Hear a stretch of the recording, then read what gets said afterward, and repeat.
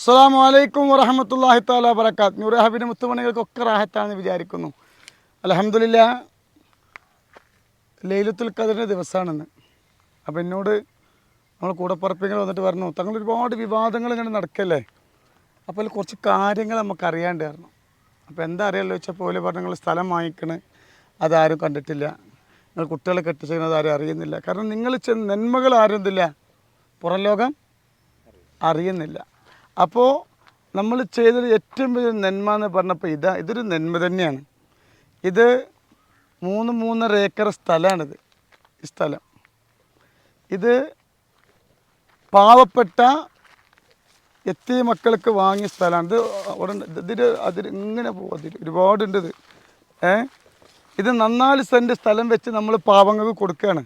ഇതൊന്നും ഇന്നലെ പറഞ്ഞല്ല കേട്ടോ, ഇതൊക്കെ ഞാൻ മുമ്പന്നെ ഞാൻ പറഞ്ഞിട്ടുണ്ട്. ഇതൊന്നും ഇന്നലെ പറഞ്ഞതല്ല. അതിപ്പോൾ ഒരു കൊല്ലമായി ഇപ്പോൾ ഇത് എടുത്തിട്ട്. ഇപ്പോൾ ഇത് എടുക്കുന്ന സമയത്ത് 48 റുപ്യാണ് വില.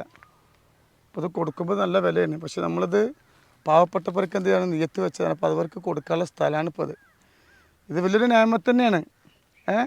ഇത് കാരണം ഈ സ്ഥലത്തിന് ആയിരക്കണക്കിന് ആളുകളാണ് നമുക്ക് എന്ത് ചെയ്തിരിക്കണേ, അപേക്ഷ തന്നിട്ടുള്ളത്. പക്ഷേ നമ്മൾ ഒരു ഏകദേശം ഒരു 75 ആളുകൾക്ക് നമുക്ക് എന്ത് ചെയ്യാൻ പറ്റുള്ളൂ, ഇത് കൊടുക്കാൻ പറ്റുള്ളൂ.